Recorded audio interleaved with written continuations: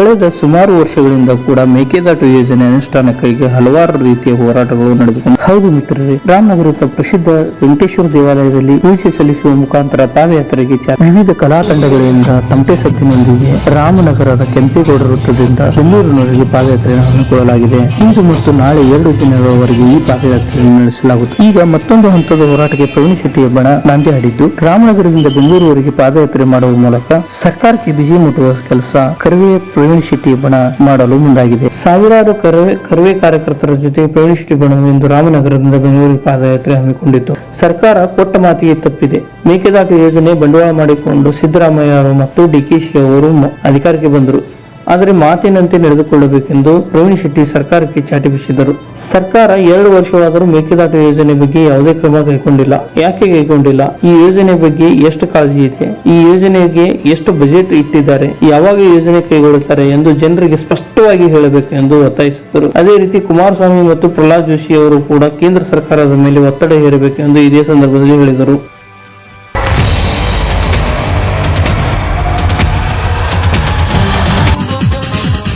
ಕನ್ನಡ ದೇಹ ಕನ್ನಡ ಬಾಳು ಕನ್ನಡ ನನ್ನದೆಂದೋನೆ ನಮ್ಮ ನಿದ್ದಿರೆ ಕಲಿಯುತ್ತಿದ್ದರೆ ಸಹಿಸು ನೀನಲ್ಲ. ಕೆಂಪು ಹಳದಿ ಬಾವುಟಕ್ಕೆ ನೀನೆ ತಾನೇ ಬಾಹುದಂಡ. ನಿನ್ನ ಯುದ್ಧ ಸತ್ಯ ಶುದ್ಧ ನಡೆಸೋಲಿಲ್ಲ. ನಮಗಾಗಿ ಹುಟ್ಟಿದೆ ನೀನು ಕಾಪಾಡು ಕಾಮಧೇನು ಜ್ವಾಲಾಮುಖಿ ವೈರಿಗೆ. ಹೇ ವೀರ ಎದುರಾರೋ ನಿನಗೆ ಮಣೀಪ ಮಣಿಬೇಲಿ ನೀನಾದೆ.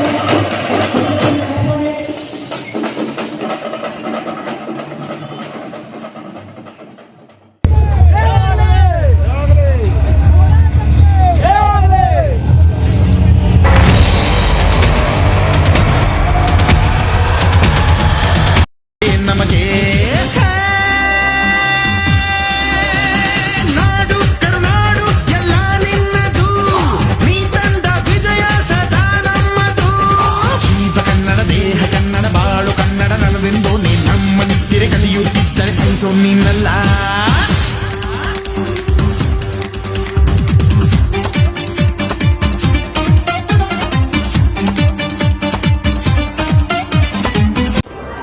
ಇಂಥ ವಿಭಿನ್ನ ರೀತಿಯ ಹೋರಾಟ ಮಾಡುವುದರ ಮೂಲಕ ಕನ್ನಡದ ನೆಲ ಜಲ ಭಾಷೆಯನ್ನು ಉಳಿಸಲು ಬೆಳೆಸುತ್ತಿರುವ ಕರ್ವೆಯ ಈ ಹೋರಾಟಕ್ಕೆ ಜಯ ಸಿಗಲಿ ಎಂದು ಸುಪ್ರೀಂ ಕರ್ನಾಟಕ ಟಿವಿ ಹಾರೈಸುತ್ತದೆ.